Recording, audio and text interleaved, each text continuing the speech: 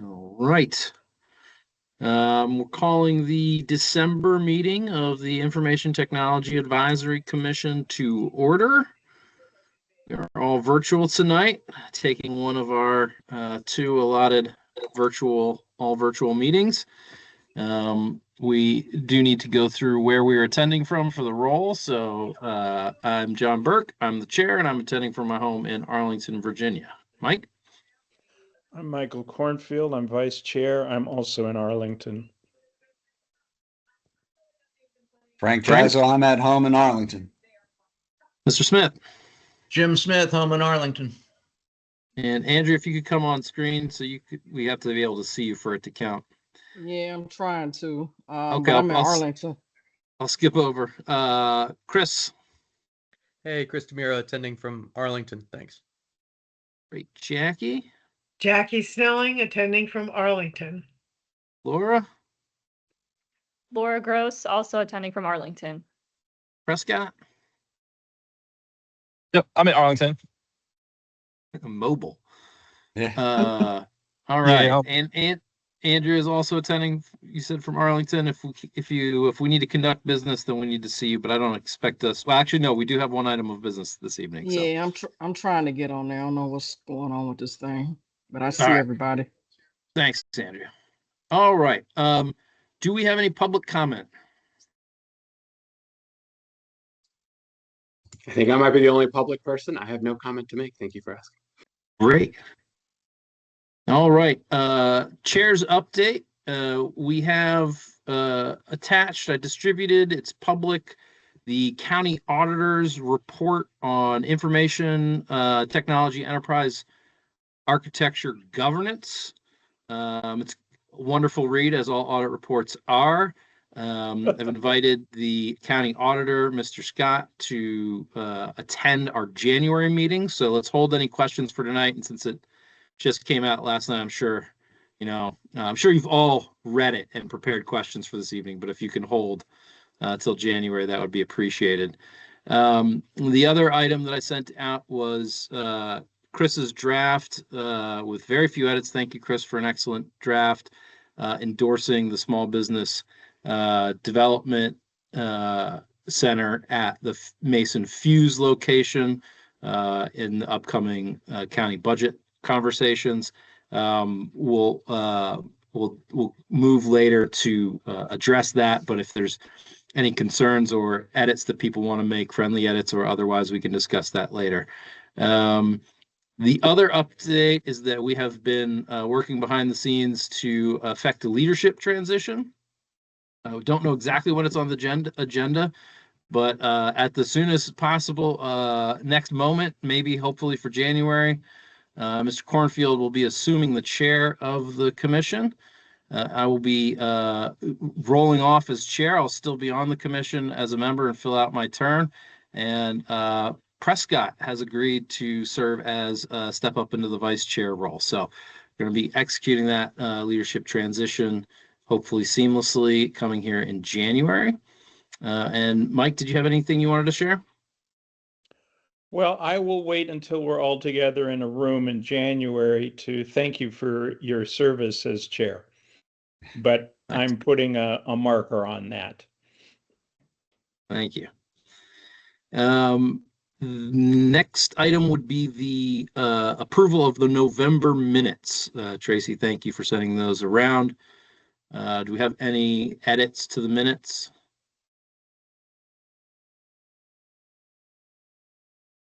If none, I would entertain a motion to adopt. So moved. Jim Smith moves to adopt. A second. I second.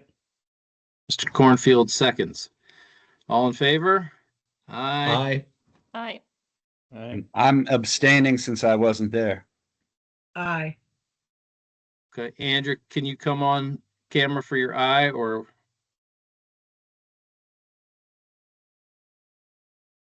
Okay, any nays?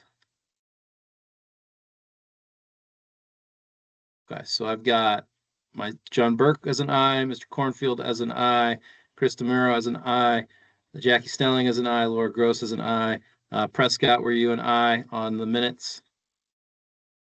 Okay. Yes. And I have 2 abstentions. So the motion carries. Smith was an aye. Oh, sorry, Smith was an aye. And then Frank abstained because he wasn't there, and we can't take Andrea's vote because she couldn't make it on camera. Gary, do you want to vote? I don't think that counts because you were in late, so I won't try and slide that one in there. Yeah. All right. Mr. Thayer, can you let us know where you're attending from? I'm in Arlington, Virginia at home. Can you hear my audio? You can hear your audio loud and clear. Thank you. Thank you. All right. And just in time for the holiday season, like a gift under the tree, Mr. Lawler is here to tell us about sidewalk robots, which I kind of want for Christmas. But I'll turn it over to you. Why don't you give us an update and a briefing on the sidewalk robots? Okay, yeah. I'll want to share my presentation. Let me just go back to the beginning. All right, so yeah, we'll talk about the sidewalk robot pilot we did earlier this summer. I'll just kind of explain though how we kind of got to this point. So really the first foray in our sidewalk condition assessment / inventories was in 2021. During the CIP that year, a lot of the community advocated for a sidewalk condition assessment to see what kind of condition our sidewalks were in. Very few jurisdictions and states do any kind of sidewalk condition assessment. Only probably about a handful per state do that. The state of Virginia has actually never even done one. The state DOT hasn't. A few of the localities in Virginia have and stuff, but it's very uncommon nationwide and stuff. And so the earliest county condition assessment of sidewalks had been done in the 90s. So it'd been a really long time. And so to do the condition assessment back in 2021, kind of went through like an RFP process. And for the winning bidder, it was like 155,000. They used this kind of big kind of jogger stroller type of thing that had, an inclometer and LiDAR, and it was able to take all these measurements, but you really had to go over each piece of the sidewalk for it. And so they basically crunched all that data in GIS. So it was all these like 10-foot run segments.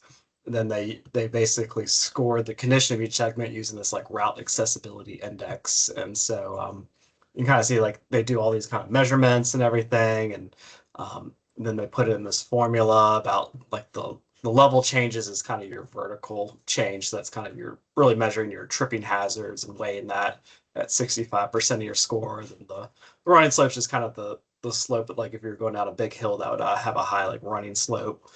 Cross slope is kind of the side slope of the sidewalk that's supposed to be pretty level. So for accessibility, and then the roughness of the sidewalks, they kind of put in this proprietary formula, and then you get this RAI score, route accessibility index, from 0 to 20, and then based on those ranges, it would fall in this 0 to 100 like condition score that was then had like a rating associated with it. So so they did all this work. It took a couple months to collect the data, and they found most of the sidewalks in the county were fair.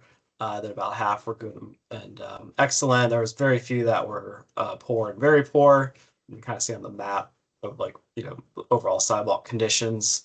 But we started really digging in the data, looking at the pictures that they were collecting. We started seeing some data quality issues. Like when I sorted it by the worst sidewalk segments in the county, I found some like Ashland Heights that really didn't look all that bad at all, really. And they were saying, remember the 20 was considered the worst RAI, but these had like in the thousands. So it seemed to be kind of really hit or miss data wise.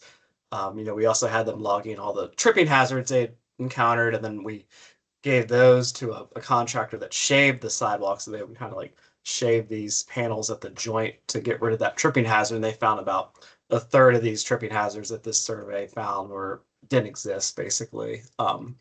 So then but based on all that data, that generated a lot of community support and board support for more sidewalk funding to keep our sidewalks in a state of good repair. So then we invested, I think it's like $2 million between 2023 and 2024 on really revamping all the sidewalks in the county condition wise and getting rid of those tripping hazards. So then the board wanted us to look at, what's been the impact of all these improvements and everything. So then we did the 2024 sidewalk inventory spring of last year. And on this one, we didn't really have much budget, so we kind of bundled it with our annual paving condition assessment. So paving is really different from sidewalks, where there's a national industry standard methodology that the Army Corps of Engineers created that everybody pretty much follows that. And so you could look at the pavement condition index of Arlington and compare it to a pavement and condition index of another state or city, and you would know right away like how our roads compare to theirs and stuff. So this is kind of a picture of the equipment that collects the pavement condition index. It's simply much cheaper because, again, this vehicle can just drive down the road and collect all this data. It's primarily done with LiDAR. They do a lot of laser crack measurements and stuff. And then you get this really nice like Google Street View panorama type imagery of every street in the county and stuff. And as part of the survey, we also kind of added, due to the efficiencies of this data collection method where you're in a vehicle, we had new features like sidewalk obstructions, missing sidewalks, and that kind of thing. And then they used machine learning to really crunch all that kind of, the data looks just like what you see on Google Street View, and kind of find those cracked panels and level hazards, tripping hazards, and that kind of thing. So then we did change our methodology because obviously we weren't getting all that detailed like crack, like what is the thickness of this crack, or what's the slope of this sidewalk panel, things like that. So we had to kind of change the methodology to how many failures per 500 feet of sidewalk, and that would dictate whether it was excellent, good, fair, poor, very poor. And so typical block length in Arlington is like 425 feet. So we considered if there was just one or two issues on a block, then that would be good. Fair would be 3 to 6, poor 7 to 10. Very poor would be more than 11. Now, but because we had to address, we addressed over like 30,000 tripping hazards in 2023 and 2024. A lot of our sidewalk conditions jumped, so we were mostly excellent and good at that point. Then the purple ones are also cool from a planning perspective because you can see where you're missing sidewalks if you're trying to look at a neighborhood, and the civic station is trying to prioritize where they want to request NC funding, or I guess it's called Arlington neighborhoods now. Funding for like a missing sidewalk, they could use the map to kind of assist them and stuff. And this map's available on the county website. It's pretty cool. I can show it to you a little bit later, but it basically looks just like this, and you can click on each zone and kind of see the amount of sidewalk obstructions and what type they are. If there's like hydrants or utility poles, grass, that kind of thing, and click on each zone and kind of see how the sidewalk conditions vary by zone. These are our 20 maintenance zones. We number them, N for north and S for south and stuff. But one thing we noticed here was the area we get the most sidewalk complaints is the Ballston to Roslyn corridor.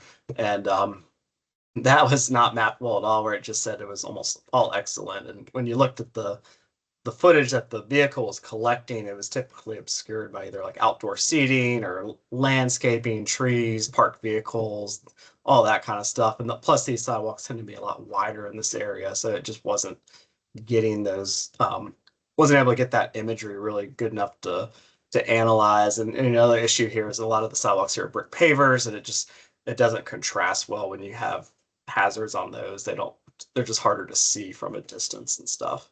And you can kind of compare it to the 2021 inventory, which actually walked all these sidewalks, and it found, obviously a different story and stuff. So because of that, we were interested in the KiwiBot. We thought they had a lot of potential for doing more of a more efficient kind of survey of sidewalks, condition assessment, because it didn't involve somebody having to push it or anything like that. So we had first learned about it about a year ago from, there was like an article or something on TV where DC Department of Transportation, they were using the KiwiBots in Navy Yard to inventory all the signage. So like you kind of see DC has a lot of really long no parking signs and all that. So they were collecting all those signs and stuff. And then as part of that, they were also trying to find all the tripping hazards on the sidewalk. They weren't doing any kind of condition assessment. So we got talking to the DC folks, and then they put us in touch with the KiwiBot people. And then we basically initiated a $10,000 pilot to have 2 robots analyze all the sidewalks basically between Roslyn to Ballston. It was 2 robots. They were just kind of on pre-programmed routes every day. There was one staff person just kind of stayed in the area, but they weren't actually with the robots. And then they did the data collection over about a 2.5-week period from the 9th to the 25th. And so the robots are, they were really smart, really good about like navigating traffic and people, and if they were like kids here and stuff, it would stop and let the kids pass before it wouldn't try to like push people off the sidewalk or anything like that. The animals like oftentimes like to bark at them, and they thought they were pretty odd and stuff, but they would yield to traffic, crossing uncontrolled crosswalks and things like that. It also got really great imagery of the sidewalks. It's down so low, so you can really get really good crisp imagery of the sidewalks and the hazards. Oftentimes, if you were to go outside your home and find a sidewalk that isn't in great shape and send a picture to the county, you would find like when you look at your photo, it doesn't look as bad as it does in person. But these really did a good job capturing that imagery and stuff. And then since it was a pilot, we also were experimenting with the new methodology of how it would rank sidewalks that kind of more took into account condition rather than just whether it was like a tripping hazard and stuff. So it's kind of side details how we did that. It's obviously just a very experimental methodology that we were just looking at for the pilot and stuff. So yeah, then they put it all in and put a map together for us based on that methodology. So I can show it to you all a little bit. It was pretty good. We thought, the overall score made a lot of sense and everything. And then when we started looking more into it, we started seeing some like data quality issues where it was kind of your typical dumb AI where it just literally takes what you give it and does it. And so in this case, the robots ended up in some of the wrong places where they went into like a parking garage and like an apartment building. And then of course they did the full assignment in there, but they were analyzing like elevator tiles and tile floor and lobbies and stuff like that. So it's kind of odd to see all that. In some cases, it analyzed the image correctly, or it either didn't analyze the image correctly, or it analyzed it correctly and didn't provide the right score for the image. So basically, each segment was like a kind of an aggregate of all these different shots and everything. So a little, and also we didn't want it to do crosswalks, but it was looking at like crosswalk pavement markings like they were like sidewalks and stuff. So this had never been done before in the country, so it was kind of it was basically a lot of like learning and testing it out and stuff like that. Some of the DC also did a sidewalk or condition assessment in 2024.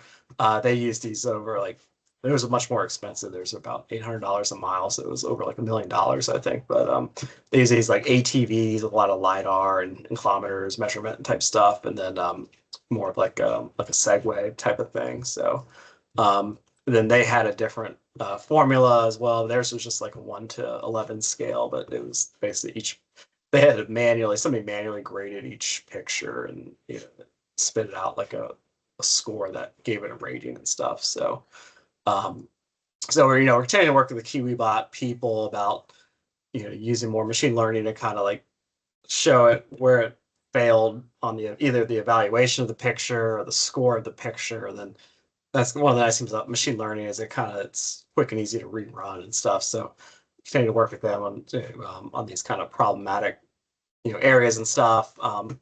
We're also coordinating a lot with DDOT and VDOT. VDOT's our state DOT, so they've, like I said earlier, they haven't really done a sidewalk condition assessment before, but they're doing their first statewide sidewalk inventory early next year. They're partnering with one of the universities on that. And then we're doing our next countywide sidewalk condition assessment in 2029. We try to do it every 5 years because it is so expensive. So really, our goal is to kind of see if this is a more cost-effective, accurate method of doing that survey. So I think there's still more work to be done there and stuff. And obviously, since this was the first of its kind, hopefully other cities do it, and then it'll just get smarter and smarter. But I work in the Water Sewer Streets Bureau, so we maintain the sidewalks, the streets, the sanitary sewers, the water mains, and the storm sewers and stuff. So we use AI in a little bit of other areas. We do it for like leak detection, where we stick bugs on water valve nuts. The water valves are what kind of you can turn off the water on the main out in the road with. And so those things listen to sound changes, and the computer, it's really nice because the computer is kind of unbiased basically, whereas a human, when they listen to it, they might hear different things and not do as great a job tuning out traffic noise and things like that. But we're also looking to use it at more like risk modeling to predict like what mains are most at risk for water main breaks, and then recently we got a Yarbo robot lawnmower, and that it took like a couple months to get all the parts. They shipped this thing in like 5 different boxes, but we're gonna start using that to mow our water pump stations, which are on pretty large, grassy properties that are, typically don't have a lot of like trees and other things like that. So those are pretty cool because you go on like an app and you kind of show it like where you want it to mow and all that. And there could be a lot of costs because these things only cost a couple thousand, but it costs a couple $1,000s a year to actually mow those properties with actual people and stuff, or contractors. So yeah, we're really interested in exploring more technology and that type of thing. And so yeah, I'll just kind of show you all. If you want to look at the 2024 sidewalk condition assessment, that's when we do the mobile mapping using the pavement condition survey. That's just go to the transportation site, the curbs and sidewalks. You can click the 2024 sidewalk inventory. This is all in the open GIS data portal. Just kind of bring up a cool map of all the county sidewalks. Again, the purple lines are where there are no sidewalks. You can kind of look at your street or whatnot and see how good it is and stuff. But you can also go on the layers and turn on the obstructions, which will show you then where all the sidewalk obstructions are in the county, and then what types they are. You click on each one, it'll tell you what it is and stuff like that. If you click on like the zones, it kind of usually updates these maps. Like if you want to know on N4, typically updates those and stuff. Or I think I just click over here and it does that. Yeah. If you click the buttons on the left, it'll kind of update these like bar charts and stuff. That's pretty cool. Then also it did analyze where there were like curb ramps and stuff in the county, and if they had like kind of the modern style ADA compliant curb ramps or kind of the old school, like either exposed aggregate, or they had like a kind of a little curb at the bottom of the ramp. Those aren't very good. So they help us kind of prioritize what we replace and stuff when we do all our maintenance work and stuff. And then this was the KiwiBot data. And so each kind of like segments based on really like kind of like an aggregate of all the points in that segment. So it's a really easy to use interface and stuff. So if you want to go on like here, you get really good pictures. This was rated 100. That looks correct and stuff. Here's one that was 80. But again, this one's kind of blurry, but yeah, here you got like a kind of an edging issue on that tree pit and stuff. But so it's it's a promising technology, but it's definitely not quite ready yet. This one was I've scored right at 20, but it just needs a lot more. Like you're doing this wrong, computer. You need to. This is why it's wrong. You should score it like this. Then I think they can get a lot smarter. It just needs more data points in it, I think. So yeah, I was there. Any folks have any questions or anything? Thank you very much, John. That's really interesting. Let's do around the horn. I'm going to go in the order that folks are on my screen, ending with Mike, but starting with Frank. Frank? Just, I guess, back to our perpetual question about privacy. I assume that the data, is redacted as far as any faces or whatever on people. Yeah, it has you can something address where how it that's done. automatically blurs each person's face, so there's Right. no privacy issues and stuff. Right. I figured as much, but I just wanted to have it on the record. Jim?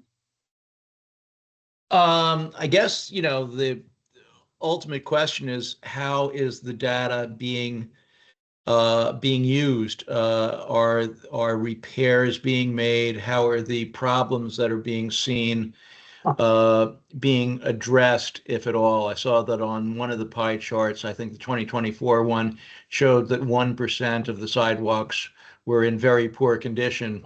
Has there been have those obvious problems been addressed, or is that something that happens later? So we have a couple of maintenance programs. So we have the zone maintenance program. That's one of the new ones that launched in 2024. So that, like I said earlier, we had 20 maintenance zones in the county. That one does 2 zones a year. So those 2 zones it goes to, it repairs all the poor condition sidewalks in that zone. Now sometimes they'll be on a driveway apron and they can't quite do that unless the property owner consents to paying to have their apron replaced, things like that. The other program we have is the paving program. So before we pave a road, we typically replace all the bad concrete on that street before we pave. That program typically prioritizes curb and gutter because you don't want to like pave the road and then try to replace curb and gutters, then you're tearing up the new pavement. But we also handle those like tripping hazard problematic, if there's a really bad crack panel when we pave that street, that's when we fix it and stuff. So we pave about 58 lane miles a year. So And this data is being directly used in order to hit those trouble spots?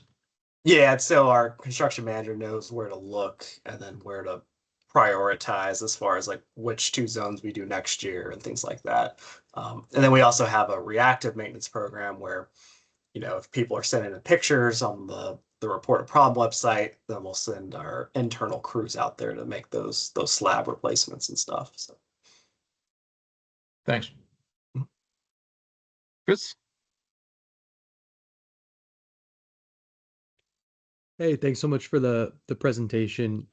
You might have showed this on some of the slides, but in terms of assessing the data, do you have an internal metric that you're using to kind of assess the quality of the data consistently?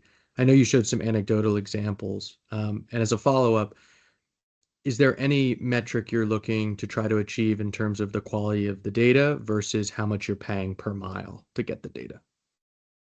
Oh, yeah, that's a good question. Yeah, for assessing the quality, yeah, we really we're kind of a small team as far as that's concerned, and so we really just try to, I live in Arlington. I've lived here since 2010, so I kind of know the sidewalks really well, and so I kind of go to the areas I know are worse, and I see like how were these scored, and I look at the pictures there. I know where there are problems and stuff like that, and then similarly, like because we have a geo database, we can kind of like sort by the worst segments and kind of look at those and see were they overly critical of these and stuff. Yeah, that's kind of our data validation method. And then for the cost, I think the 55,000, we only our budget for the zone sidewalk program is about $1 million a year. And then pre-paving, we spend about, $1.5 million on curb and gutter and sidewalk replacements. So if you add those together, it's like $2.5 million. Well, I don't want to spend like 5% of my budget on a survey, so I really want to get that down to like 1%. Whereas paving is like, that's like a $10 million a year budget, and my survey only costs like 50,000 a year. So that's like pennies on the budget basically. So that's kind of the issue with doing a more frequent survey. So we're really hoping to get that cost down, or if we that's kind of why it's every 5 years, whereas people really like if we did it every year and stuff. So Got it. Thank you. Jackie?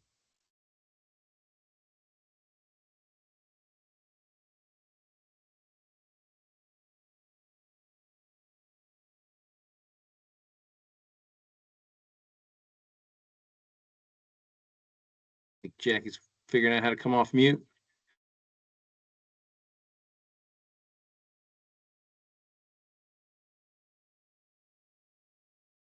I missed the question. I was tossing to you for an opportunity to ask a question if you had one. Not for this topic. I have one for afterwards. Okay. Laura? Yeah, thanks, John, for the presentation. I guess for the scores that were maybe misscored or the AI did not assess the picture properly, did someone go back and rescore it so the AI could then learn moving forward what it should be? Yeah, the KiwiBot people, they reran it, and then they're updating all their post-processing scripts and everything. Okay. But yeah, they need to rerun it again. So we're working with them again on that, because when they reran it, then the score jumped to kind of a not as accurate one, but there were still issues. So I think they just need to keep correcting it, but it takes a lot of manual overrides and stuff. So Okay, thank you. Was just curious. Thank you. Prescott?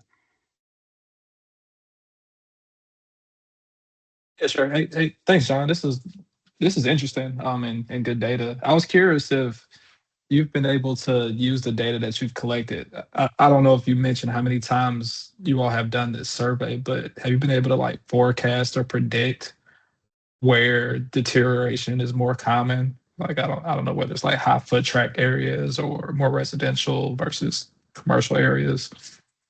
Yeah, that's one of the challenges with sidewalks because, like a paved road will deteriorate like if it's an arterial road, those are busy roads like Glebe and Wilson, things like that. Those we have to pave those typically every 8 to 10 years, whereas like a small residential road, we can maybe not pave it until every 25 years. So there's really a linear decay model for paving.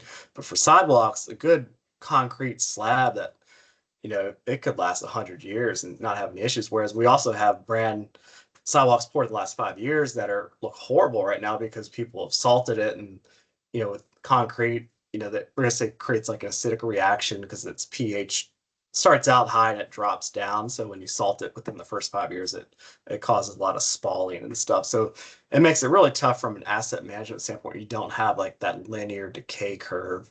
But then also in the kind of the commercial areas where you have those brick paver sidewalks, those just don't have as long of a lifespan as concrete. And that's kind of why the county is really trying to encourage developers to move away from those kind of non-lasting materials and stuff. So. Okay. Cool. All right. Thanks. I don't have any other questions, John. Gary? Yeah, thank you. Hey, John, I appreciated the presentation. Really very interesting. I'm curious, what are the next steps in terms of the program? Are we done with the Kiwi bots? Or are they going to be out on the sidewalks for a period of time still?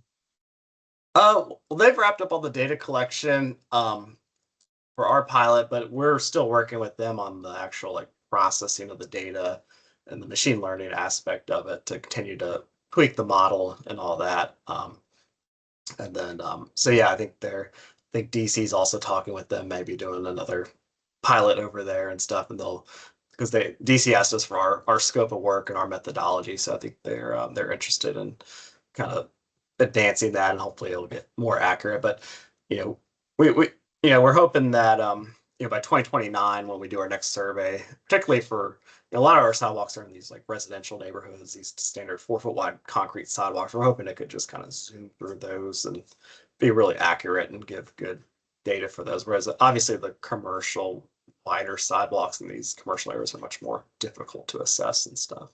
Mm-hmm. Thanks. One other follow-up question. Have you had any instances of the robots getting hacked or having problems with their autonomy while they're doing their routes? No, people just put a lot of like stickers on them for like businesses or things like that. So one guy tried to like pick it up and it made this loud like alarm noise and stuff. So yeah, that was one of the things they won't work everywhere because they check all like the crime statistics and stuff like that. So that's why they liked Arlington, because it passed like all these like metrics as far as like being a safe place that they didn't worry about the robots getting vandalized and stolen and stuff. So. Yeah. And the last question, I'm assuming that all the data processing or storage that they do is done internally, that nothing is sent out wirelessly in any form that could be intercepted at all? I'm not sure. I mean, they do all the data processing, but it's not sensitive data, like kind of like our water system or something like that. So if somebody hacked and got it, we would just share the data on the open data anyway, so we're not too worried about that really. Mm-hmm. Thanks. Appreciate it. Nice presentation. Oh, thanks. Andrew. Hey, John, appreciate the presentation. I guess my question is, at the end of this pilot, are we looking for the Kiwi bots to replace like manual labor? Is this going to be what we see going forward in terms of, being able to utilize this and spread it out to other counties or states? Yeah, that's our goal. I mean, there's really no, popular sidewalk condition methodology. Everybody does it differently and uses kind of like a slightly different methodology, but we really like that we felt like the humans pushing the stroller were just kind of like, I think they were mostly like college kids doing it and stuff. We weren't sure, like, I know some of the communities advocated for like high school kids to volunteer and do sidewalk condition, but we just feel like there's not a that reliability aspect isn't there. Whereas the robot is reliable. Well, it should be reliable as far as Could the be. data collection. Yeah. So that's kind of why we like the robot. And then obviously when you pay people, it's a lot of money because I mean these are just contractors and we don't really have the staff internally to do it and stuff. So. Yeah, is the maintenance on the Kiwi bots, is it a lot to maintain? Well, so it's just a contractor, so we don't pay any maintenance. It's just for the data, and then yep, includes all the data collection. Every maintenance is incidental to them. So Thank you. Mike, you're on mute, sir.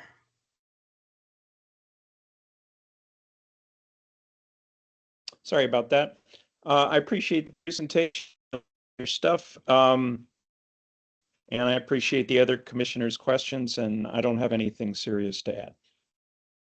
All right. John, I like everybody else's questions, so I'd endorse them as well. But where I'm curious about is if we're helping, you said that no one had ever done something like this before. yeah. Are we gaining any sort of discount or consideration for the fact that we're helping the KiwiBot folks do product development and get their algorithms into a more accurate place where they can then sell it to other people?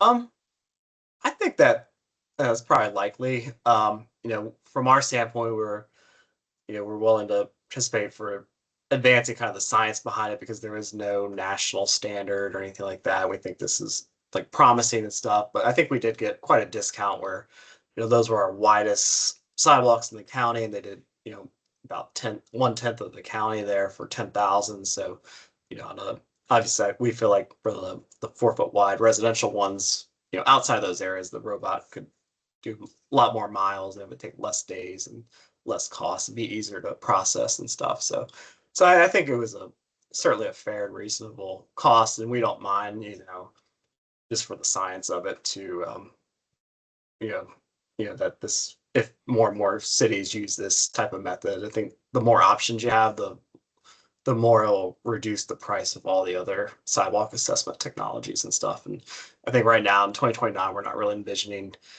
calling for a certain method. We'll kind of leave it open and, probably take kind of the low bidder that has positive references for other jurisdictions where they've done this kind of work and stuff. So. Okay. I think, we haven't formalized this, but I think the sense of the commission is that we're very supportive of pilots and engaging with driving technology forward in terms of what it can do to deliver municipal services. But if we're going to invest our time and energy and our staff's time and energy in doing that, we should be very clear-eyed about the value proposition and exchange between us and the commercial service providers and make sure that we're accounting for that in the cost and the contract. So that's more general commentary. I think Jim asked about the performance metrics. Is this connected to a specific section of the comprehensive plan or the transportation element? Is there and I just haven't read it in a while, is there a specific principle or policy driven at sidewalk maintenance and performance? There's really there's no like oh, your sidewalk should be maintained at like an 80 or something like that. It's just kind of have sidewalk maintenance programs. It's kind of real general policy wise. But yeah, that's kind of why the county had never done the sidewalk conditions assessment since the 90s, because there really wasn't anything that was really calling for it in the MTP and all that stuff. So. Okay, great. Anyone else? Final alibis before we let John go? Awesome. Thank you, John, very much. I knew that I had made it to somewhat notoriety when independently people had texted me with the robots and expected me to know what the heck was going on. I was like, I know. So thank you for coming and briefing us on them. It's a very interesting project, and we are supportive of you guys continuing to innovate going forward. So thank you. Thank you. Thanks for having me. See y'all. All right. Jackie, I was going to move to the letter that I had sent out for the Small Business Development Center. Can we do that, or was your item, do you think, is higher priority? No, my item is end of meeting item. But it's related to these different technology uses. I mean, basically what the item is I want to follow up on the use of technology with the newly, I don't know whether it was adopted last night or not, the electronic method for neighborhood zone placards, which was on the board meeting last night. And there were multiple questions before the meeting, and I never got the answers to those. And so I wanted to follow up on that. Got it. All right, we will have a little bit of a conversation about that for good of the order. But first, let's go to the Small Business Development Center letter. I'm going to go ahead and share it. I've emailed it out to everybody yesterday evening. If you haven't had a chance to read it, it's pretty straightforward. Cite some facts. Clearly states our endorsement. Gives a background and strategic benefits and strategic alignment.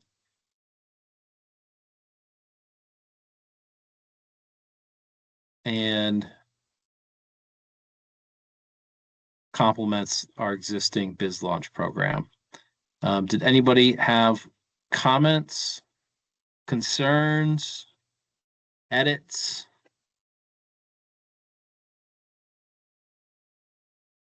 Give folks a chance to scan it. With the federal matching, so the 250 million, does that mean that they'll get 250 million from the federal government? 250,000, I believe, right? Oh, did I misread that? It says million.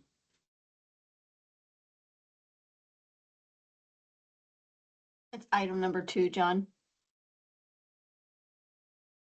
Oh, that was what was already invested to build out Mason Square. Oh, okay. The That's new just the new campus that houses the Okay. Fuse program. So Okay. it's like you put 250 million, and that wasn't an Arlington County investment specifically, but it Mhm. was the overall big number for that facility. I believe, Chris, if you cited the media report on that. Yeah. It's like we've already invested 250 million in this campus. Let's not be penny wise and pound foolish. Do we know what the budget request is for? I thought it was like $250,000. But I don't know that we have the number specifically.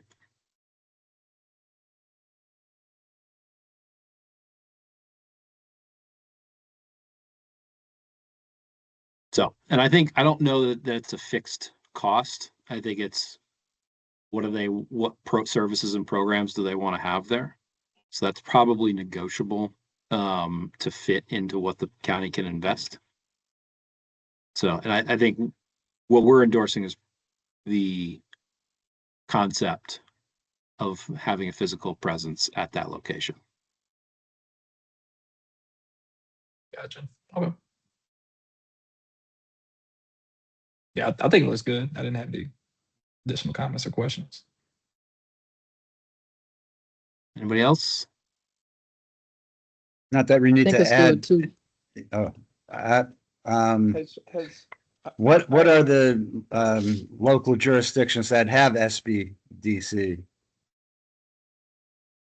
I think there's already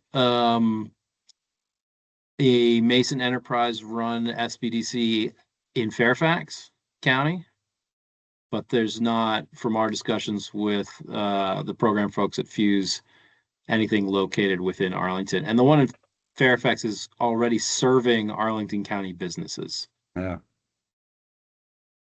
Jackie? Yeah, I'm not sure of the time frame of this, but there have been physical locations at Mason for the small business. I'm not sure whether it's small business development or whether it's small business office, but I think it's SBDC, and it was related to federal funding that there have been in the past. So I'm not sure all of this that there isn't one or there hasn't been one. I'm not sure what the time frame is on that. I know I personally worked with a small business development center at Mason post 9/11. It was there and it was in that same complex. And there was federal funding post 9/11 for Arlington for small business recovery.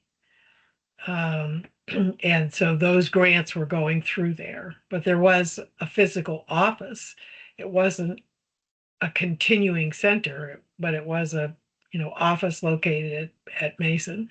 So it just, I'm not sure exactly what the distinction is between having a center that's this So, versus an office. so I confirmed with the woman who run the program, and her name is escaping at the moment, that we met with at George Mason over the summer. Right. And she confirmed that there is not now, and there hasn't been for some time, one of these, this program physically located in Arlington. So there may have been at one point in the past, but not for some time at this point. Okay, so what I'm remembering was probably a disaster recovery related thing. I mean, there was such a thing and it was at Mason. I get, but perhaps it wasn't continuous. And this is intended to be establishing this program and I guess I'm asking a time frame question. This is matching federal funds to set this up.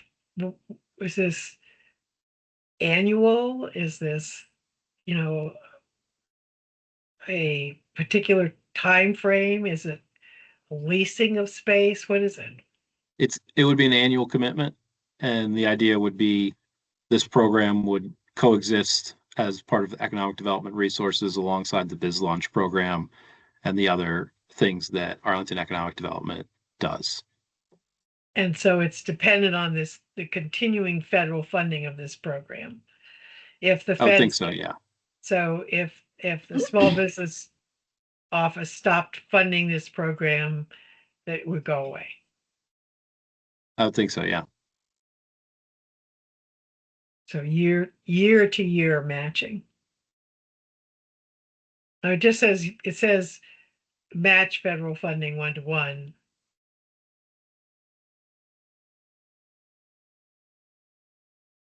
Mike?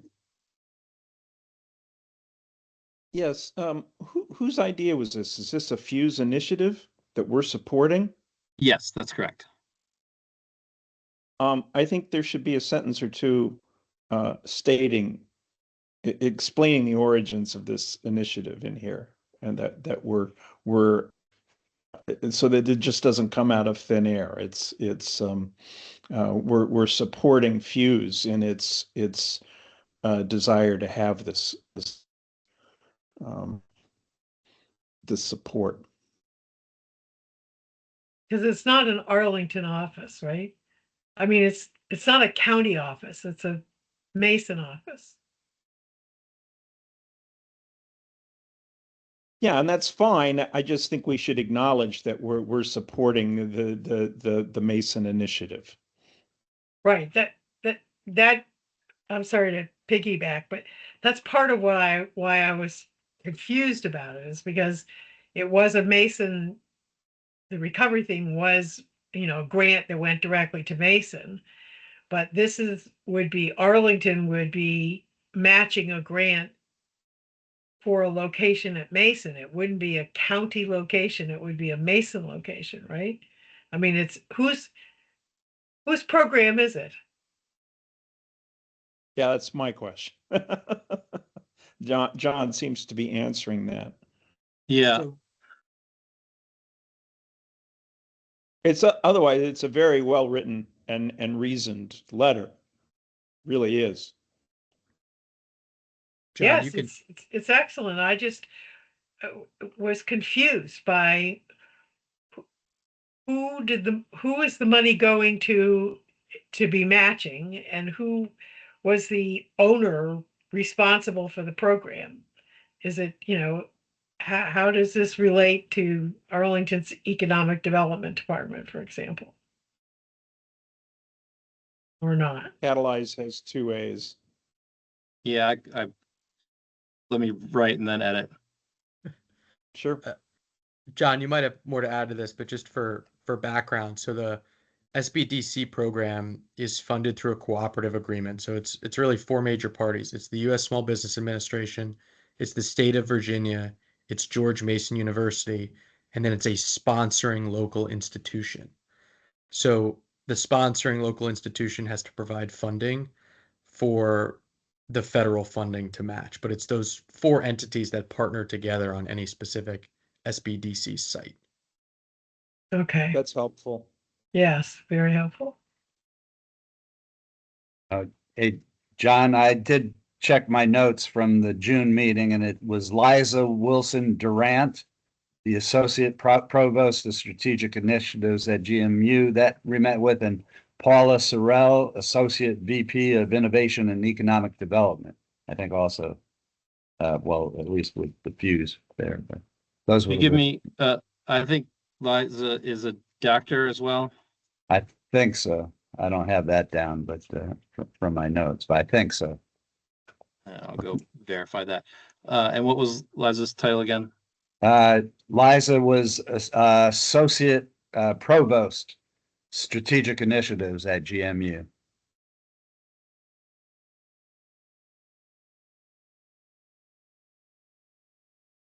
She is a doctor, John, according to the website, her profile. Thank you. And Paula, do I have her name spelled correctly? Let's see. Yes, or at least that's how I have it written. And does she have an honorific? I just have Associate Vice President of Innovation and Economic Development.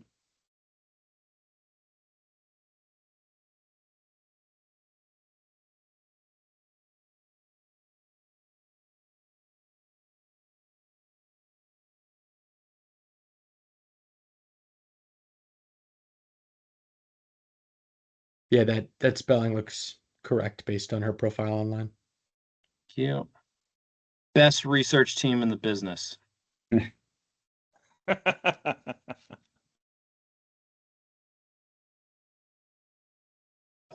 when it doesn't auto format. Fix that later. How does that read to folks?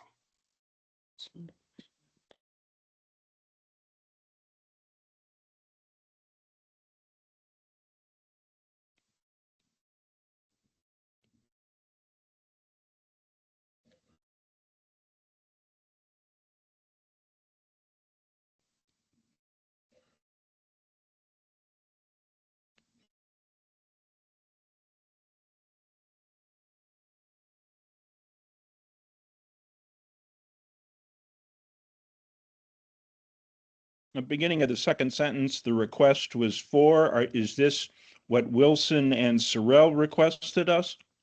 That is correct. We asked them, what can we do to help? And this is the thing they said. You could say their request. Yeah, exactly.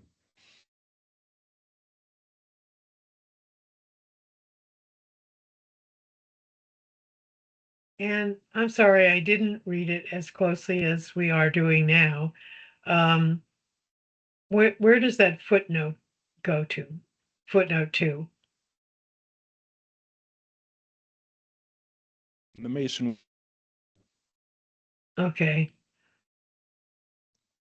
I'm still puzzled by the, that we haven't had a physical presence, because I don't know, and I guess still puzzled by what that means, a physical presence. As I said, I went to an office and met with the SBDC person in the office at Mason in 2002. Well, that was 23 years ago, Jackie. Fax campus? Well, yeah, but maybe they don't have one now, but they did have one. That's not, it says. So Yeah, what that's Jackie is probably, asking is why didn't it carry over? If it seemed like been a long time in between, because it's kind of like, where did this come from? Yeah, I'm not sure as to all the history. yeah, it's just, it says it has never had a physical presence. And I'm trying to understand what it means that they had services but no physical presence, because they did have an office, which was physical. I mean, So can we was the- finesse that and but just we can swap just out? ignore it. We can ignore it.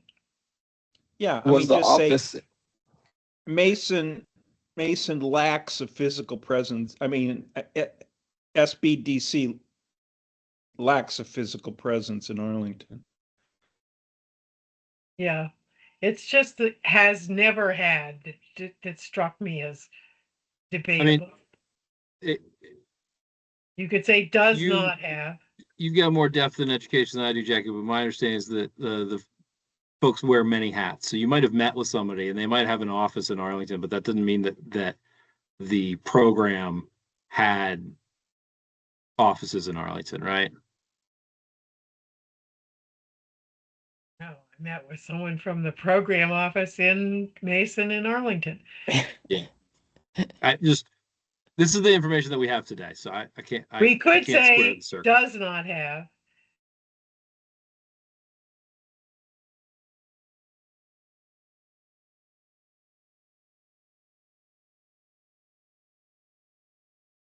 It certainly seems to be true that they don't now. You can leave all of that and just say, instead of has never had. It was the never that got to me.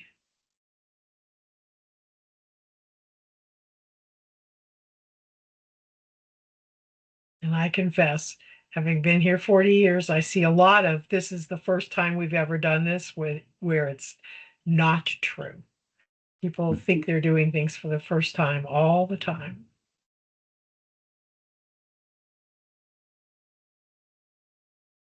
Better? John, if you want to keep it consistent, the last sentence in the paragraph above, we might want to change that. Then if established, this would be the first SBDC.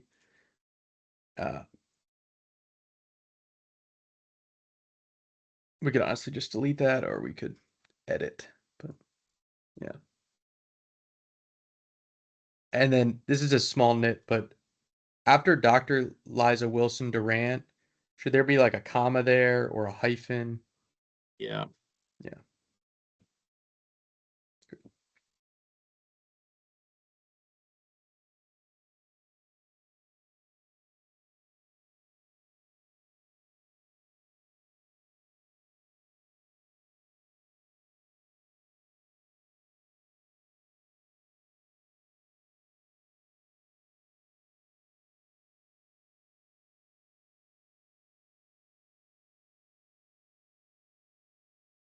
I don't like the non-parallelism, but that's the structure of their titles. So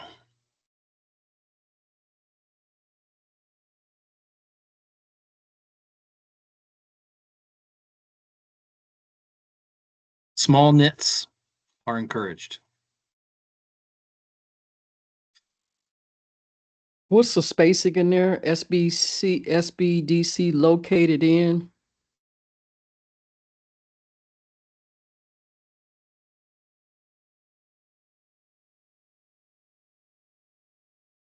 I think it's doesn't like in and at. Yeah. yeah, I Right. think, yeah. Thank you.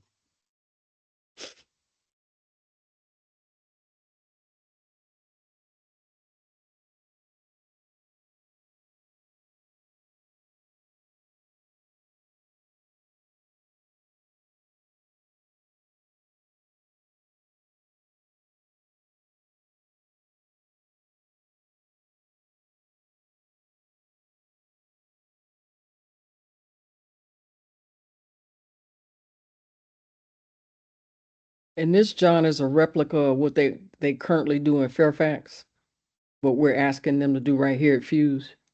That's right. Well, I'm not sure if it's a replica, right? Well, services. Only topically familiar with the program. I think the services offered can be tailored by the sponsoring jurisdiction. I don't know, Chris, if you got any more in your research into this about how the program operates, but that is my assumption, is that it's not necessarily cookie cutter.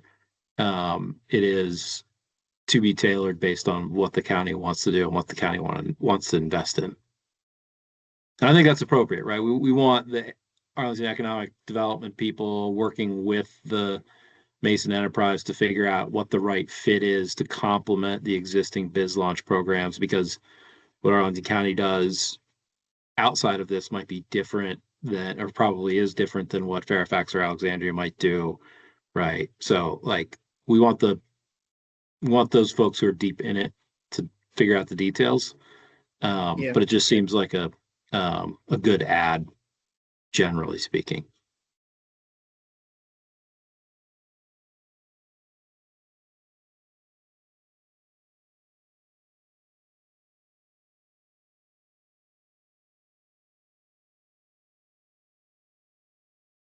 Anything else? Any other edits, concerns?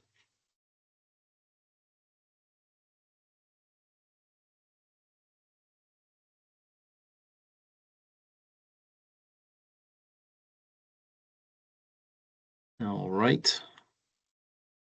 So I want to make a motion to endorse this letter and send it to the board. I move that we Endorse. endorse the letter and send it to the board. Okay, I hear Frank motions and Prescott seconds. Yep. All in favor? Aye. Aye. Aye. Aye. All opposed? Any abstentions? All right, that is unanimous. Thank you very much. We will fire that off. Thank you, Chris, for drafting a solid starting place. You'll probably want to go back to the 6 or 7 other things and realize how very little editing that actually took to get this over the finish line compared to some of our other conversations. I love this is a good group, technology policy experts and grammar nerds. Love it. All right, moving on to go to the order. Jackie, what was your topic?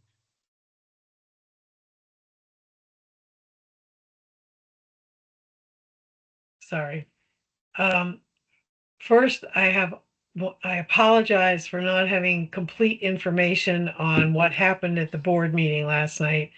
I had a conflict, so I was attending something else. But is there anyone who was at the board meeting last night or knows? Well,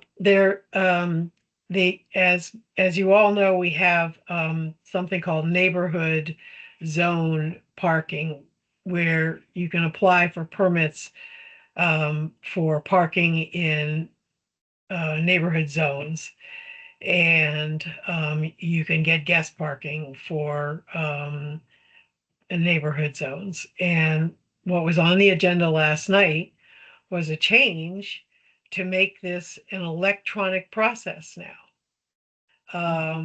and to eliminate the paper placards that have been currently in use, where you would buy a packet of these and then you would place them in people's windows, or you could get these permits. So part of this update of the policy here was to eliminate the paper placards. And there were questions about how this would affect enforcement. First of all, enforcement right now is very low in any case. It's kind of like some of the other parking things that we've been talking about, and it's definitely related. And so this was described as a method by which will now be able to have an electronic method of checking. I think drive by and check the license plate to see if it's in a database of those with permits to park in that area. So it would become automatic for much easier for enforcement. But the question that people brought up is, since right now there's almost no county enforcement, and that all different code enforcements are struggling to have enforcement, and citizens were the main people who were identifying when there were street cars that were parked without a placard or illegally parked in a neighborhood. How would neighbors now know whether a car that was parked on their street had a permit to be parked there or not? And we actually asked the manager this question at Civic Federation, but his answer was, and I haven't been able, we haven't, the tape is not available for that or last night yet, but the answer was something like, it may be, or it should be, or I think there is a database and people will be able to look it up, be able to basically input the license plate and find out whether or not there's a permit. And this sounds so similar to some of the other parking issues that we've been talking about, that I thought, regardless of what the answer is, it's something that we should get briefed on so that we understand how this fits in with all of the other electronic efforts that are going on to improve enforcement for parking. All right. Could you send out the link to the board, the agenda item from the board, so that people can review the background information? Yes, and the answer wasn't in the was not in the staff report. We did not see it there. Sure. And if you have time to look at the actual meeting, could you formulate some specific questions for the record? We'll get that over to Tracy and see if we can't get specific answers. And I did also ask separately, I've asked the manager's office to clarify what he told us, but we didn't get an answer in time for the board vote last night. I'm assuming they approved it. So this is really more for the good of the order for us to get briefed on whatever it is they're doing and how it's going to work. Sure. Love digital transformation topics. Yep. All right. Anything else for the good of the order? Frank, is there anything specifically from your legislative update that you want to highlight in real time for folks? I guess the big one is the president's executive order preempting certain state laws on artificial intelligence, state and local laws on artificial intelligence. So I think that's one to pay close attention to, just because I think it will be challenged in courts, and there really are some concerns about how the federal executive order can preempt where there is no authorization. I think it directs the FCC and FTC to to move forward on this, but they currently, I don't believe, have any statutory authorization in the area. So it is an area that it really does call for, I think, some federal action. But whether this executive order is sufficient will be interesting to see. Something to pay attention. All right. There was something that happened today with the FCC. The FCC chair was on the hot seat in Congress due to actions related to, I think, CBS and ABC, and arguments about what they were using so-called public media. Well, I did surprisingly, or maybe not, it was actually the first Senate oversight hearing of the FCC in 5 years. And the big topic, certainly from a number of the Democratic senators, was questioning Chairman Carr regarding his remarks about we can do it the easy way or the hard way when regarding the Jimmy Kimmel comments on the Charlie Kirk assassination. Yes. So he was on the hot seat over that, but he was kept circling back saying we're authorized to make sure that broadcasters operate in the public interest. That was his answer to all of that. So Fortunately for us, we he do also not have to said- opine. He right. also said for the first time that the FCC is not an independent agency. Yes. And within minutes after he said that, the reference to the FCC on its own website as an independent agency was the word independent was taken out. Was removed. Also not relevant to our charter, but fun cocktail conversation. Anything else for the good of the order before we move to close? What? Hey, John. Yeah, thank you all for letting me stick around in the background here. It was interesting. Kind of first time attendee here. Looking for ways to get involved. I've been in Arlington for about 6 years. I have a background in AI data and cloud infrastructure. And before that as a veteran. So looking for ways to get involved. And if there's anything you want to pull me in on, happy to help. So. Great. Yes, Wyatt had sent me an email, and I believe he's going to be applying to join our merry band here. So we'll work you through that process, Wyatt. Which reminds me, of course, that we actually do have a new member. David Chong was appointed, although he couldn't make it this evening. So we are approaching full. I have to check my records to see where we're at. I think we might still have a seat left. Alex, Wyatt, how could you possibly keep yourself away from this exciting action that we have here tonight? Thank you, everybody. Similar to Wyatt, I would also look forward to contributing. I think I actually may have applied prior to a PhD class that conflicted with this about 6 months ago. So it's my second meeting. Glad to be here. Looking forward to helping. All right, gentlemen, everybody, can I get a motion to adjourn? So moved.